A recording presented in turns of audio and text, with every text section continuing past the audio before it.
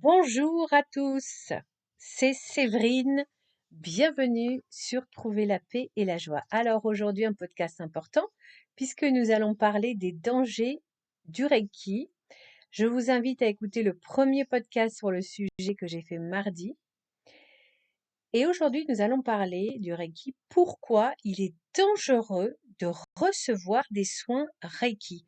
Nous allons également découvrir qu'est-ce que le Reiki, d'où vient le Reiki, en quoi il consiste, que font les personnes pour obtenir leur diplôme de Reiki. Vous allez tout découvrir.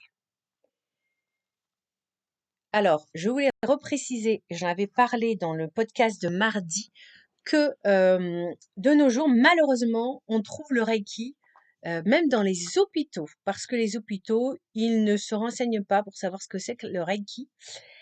Et comme nous sommes dans une société qui a rejeté le spirituel, ils ne savent plus distinguer entre le bon et le mauvais spirituel.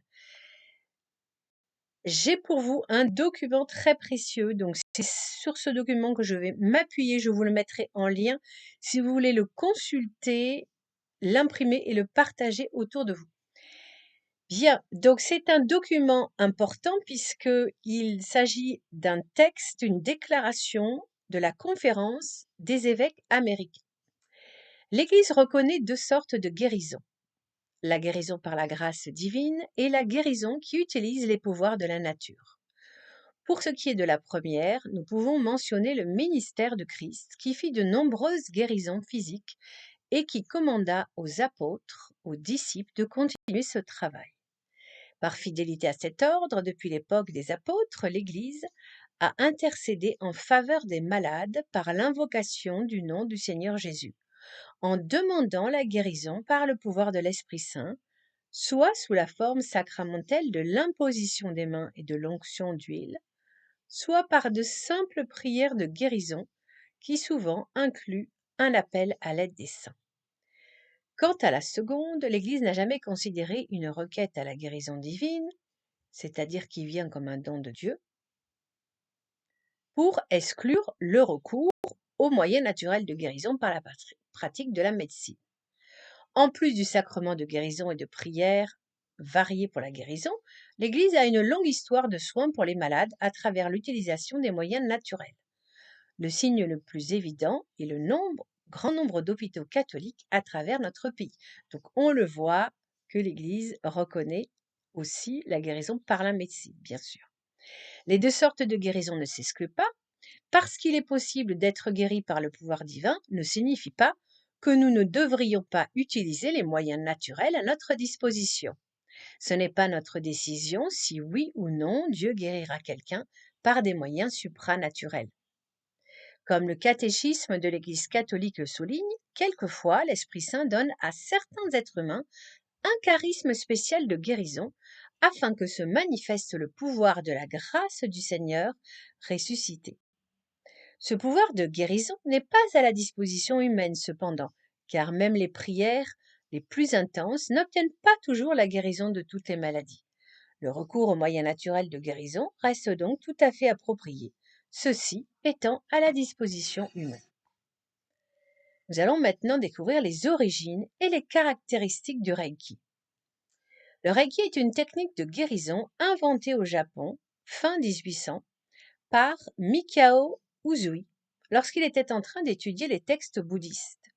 Selon l'enseignement du Reiki, la maladie est causée par certains types de troubles ou de déséquilibres de sa propre énergie vitale.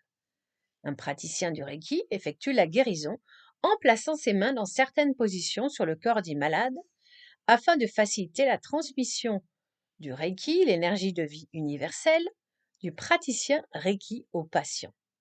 Il y a de nombreuses positions des mains pour différents problèmes. Ceux qui sont pour le Reiki affirment que le praticien n'est pas la source de l'énergie guérisseuse, mais seulement un canal. Pour devenir un praticien Reiki, on doit recevoir une initiation ou mise en harmonie d'un maître Reiki.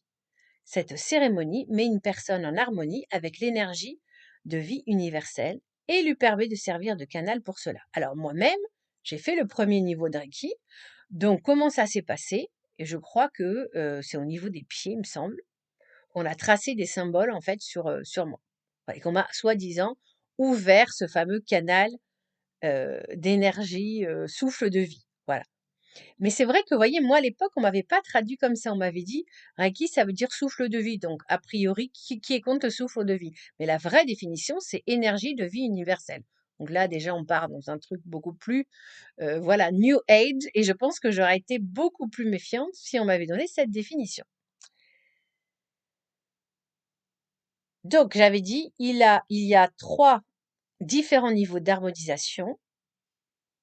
Au niveau supérieur, il est, paraît-il, possible de canaliser l'énergie Reiki et d'effectuer des guérisons à distance sans contact physique. Alors là, je n'ai pas du tout fait ça. Le Reiki comme moyen naturel de guérison. Bien que les défenseurs du Reiki s'accordent à dire que le Reiki ne représente pas une religion en lui-même, mais une technique qui peut être utilisée par des gens de nombreuses traditions religieuses, il a en réalité quelques aspects d'une religion. Le Reiki est fréquemment décrit comme une sorte de comité de doctrine de guérison spirituelle, à l'opposé des procédures médicales courantes de guérison utilisant des moyens physiques. Une grande partie de la littérature sur le Reiki est remplie de références à Dieu, à la déesse, au divin pouvoir de la guérison et au divin esprit. L'énergie de la force de vie est décrite comme étant dirigée par Dieu, la plus haute intelligence ou conscience divine. De même, les mises en harmonie que le praticien Reiki reçoit d'un maître Reiki sont accomplies au travers de cérémonies sacrées qui impliquent la manifestation et la contemplation de certains symboles sacrés qui sont traditionnellement gardés secrets par les maîtres Reiki.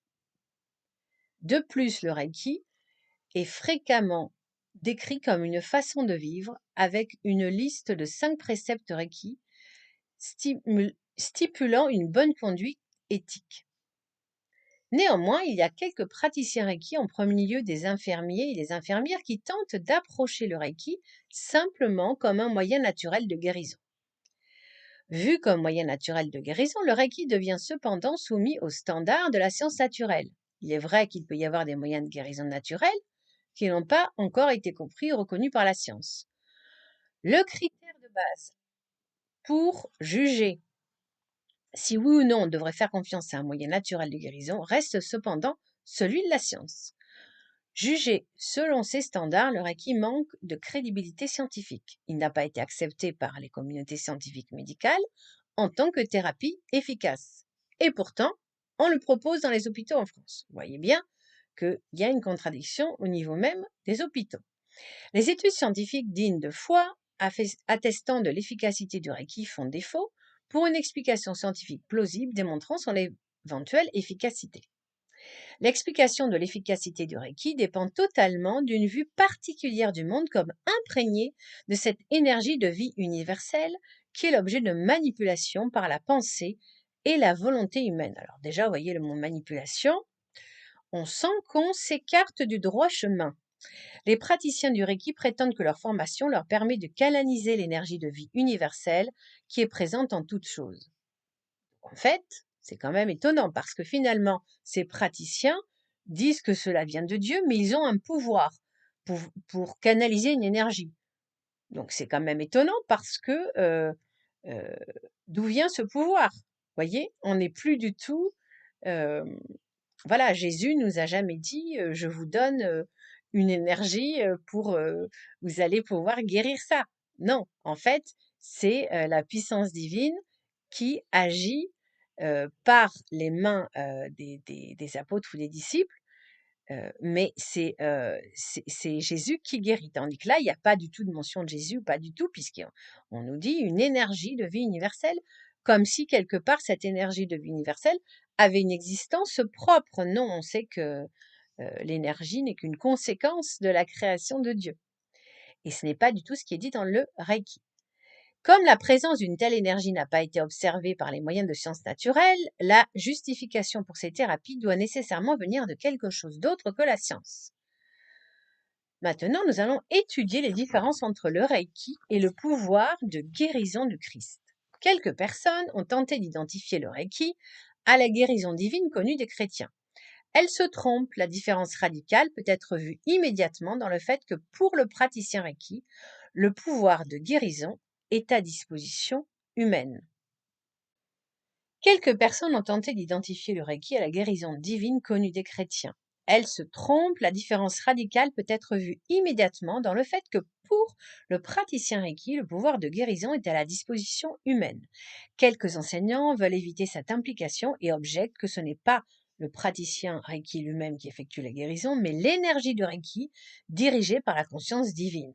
Mais on ne fait aucune référence au Christ, vous remarquez.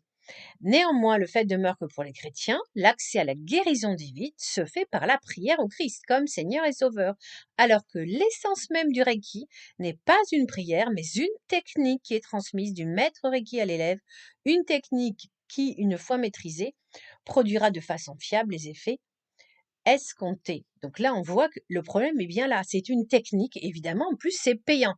Donc, quand Dieu donne un pouvoir de guérison à ses disciples, on pense par exemple aux saints, il y a de nombreux saints qui étaient thaumaturges, voilà, c'est un pouvoir qui est donné gratuitement par Dieu. Alors que là, on est finalement dans un pouvoir, entre guillemets, humain, un pseudo-pouvoir, et pour lequel il faut payer. Donc, c'est une technique.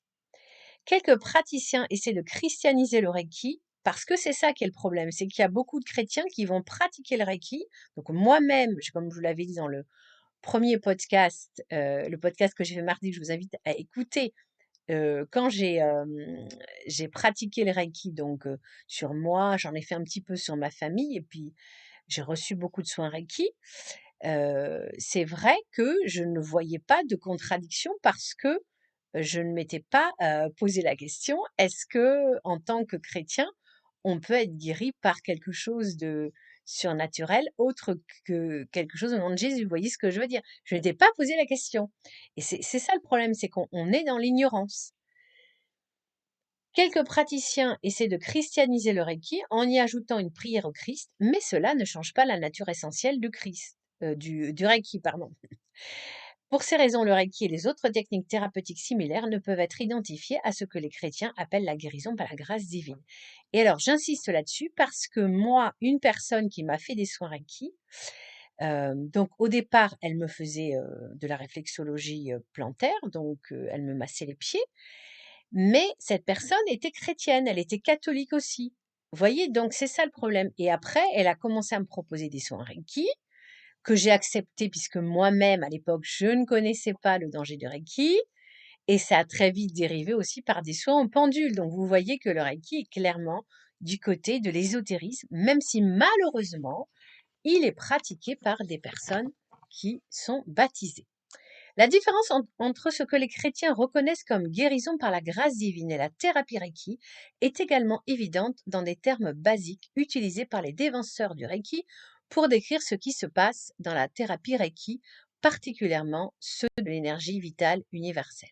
Ni les Écritures ni la tradition chrétienne dans son ensemble ne parlent du monde naturel comme fondé sur une énergie vitale universelle qui est sujette à manipulation par le pouvoir de la pensée et de la volonté humaine. En fait, cette vue du monde a ses origines dans des religions asiatiques et a un caractère moniste. Alors, le monisme, c'est un système philosophique semblable au panthéisme qui va contre la doctrine de l'Église, conduit à nier l'âme, la personne, le bien et le mal moral, la liberté et la responsabilité. Donc, je disais que cette vue du monde a ses origines dans les religions asiatiques, le monisme et le panthéisme. Donc le panthéisme, doctrine où Dieu est confondu avec l'univers. Cette doctrine se présente sous différents visages selon les systèmes de pensée, bouddhisme, shintoïsme, taoïsme, New Age, mais le fondement demeure toujours le même. Cette doctrine mène à nier que l'homme et la création soient fondamentalement autres que Dieu, qu'on puisse avoir une relation personnelle avec Dieu Père et Créateur, puisque nous ne sommes que des émanations de ce un divin, donc dans le fond, Dieu nous-mêmes. En bout de cette ligne, cette doctrine élimine, donc ça c'est le panthéisme, la responsabilité morale de l'homme et rend caduque l'image d'un Dieu qui nous aime, qui est libre et créateur, qui s'intéresse à nous. Dans la doctrine panthéiste, le rachat de l'homme par le sacrifice du Christ sur la croix n'a aucun sens ni utilité, donc vous voyez bien que ce sont en fait des doctrines qui vont contre le christianisme. Voilà, donc je reprends la phrase. Cette vue du monde a ses origines dans des religions asiatiques dans lesquelles les distinctions entre soi-même, le monde et Dieu tendent à s'éloigner. Nous avons déjà vu que les praticiens Reiki sont incapables de différencier clairement le pouvoir de la guérison divine et le pouvoir qui est à la disposition humaine. Conclusion, le Reiki. La thérapie Reiki ne trouve aucun appui dans les constatations de la science naturelle ni dans la croyance chrétienne. Pour un catholique, croire en la thérapie du Reiki présente des problèmes insolubles. En matière de soins concernant sa propre santé physique ou celle d'autrui, utiliser une technique qui n'a de base scientifique, voire même de crédibilité, n'est généralement pas prudent. En termes de soins pour sa propre santé spirituelle, il y a des risques importants. Pour pratiquer le Reiki, on devrait admettre au moins de façon implicite certains éléments essentiels d'une vision du monde sous-tendant la théorie du Reiki, éléments qui n'appartiennent ni à la foi chrétienne ni à la science naturelle. Sans justification venant de la foi chrétienne ou de la science naturelle, un catholique qui met sa confiance dans le Reiki opérerait dans le domaine de la superstition. Voilà, donc en fait, le Reiki pour un chrétien, ce n'est rien d'autre que de la superstition, donc ça va contre, évidemment, la religion. La superstition affecte le culte rendu au vrai Dieu en orientant la personne vers des sentiments et des pratiques religieuses qui la conduisent dans une fausse direction. Les gens tombent parfois dans la superstition par ignorance. Aussi est-il de la responsabilité de tous ceux qui enseignent au nom de l'Église d'éliminer une telle ignorance dans la mesure du possible. Puisque la thérapie Reiki n'est pas compatible avec l'enseignement chrétien et n'a pas de crédibilité scientifique, il serait inapproprié pour les institutions catholiques telles que les centres de soins de santé, maisons de retraite ou pour des personnes qui représentent l'Église, telles que les aumôniers catholiques, de promouvoir ou de soutenir la thérapie Reiki. Donc voilà, vous voyez que le Reiki est donc une spiritualité asiatique qui se fonde sur le monisme, le panthéisme, c'est totalement en contradiction avec la religion chrétienne. Et moi, je vais même rajouter des indications personnelles. C'est que vous trouverez, vous pouvez aller voir sur Internet des témoignages de personnes qui étaient maîtres Reiki, donc qui avaient atteint le plus haut niveau. Et ces personnes, on se sont rendu compte, ont fini par arrêter, elles témoignent, parce qu'elles ont commencé à avoir des tas de problèmes dans leur vie. Des problèmes familiaux, des problèmes d'esprit, elles étaient visitées par des esprits, certaines personnes étaient confortées dans leurs addictions, dans l'alcoolisme. Moi, je sais que, par exemple, la personne qui m'a fait les soins Reiki est une personne, quand j'ai pris, bon, alors je l'ai alertée, hein, j'ai pas eu de retour, mais c'est une personne, voilà, qui a développé, voilà, des problèmes de santé. Sa fille avait aussi différents problèmes. Enfin, voilà, tout ça est vraiment à déconseiller. N'hésitez pas à liker et à partager ce podcast important parce qu'il faut vraiment que tout le monde connaisse le Reiki, que voilà, que c'est tout simplement de l'occultisme. Et voilà, il faut donc informer parce que c'est très peu connu en France. Le Reiki est proposé par tout le monde, connaît pas en fait les origines du Reiki. Voilà, partagez autour de vous, soyez missionnaires. On se retrouve demain pour prier le chapelet de la miséricorde divine et on priera à vos intentions. Soyez bénis. À demain.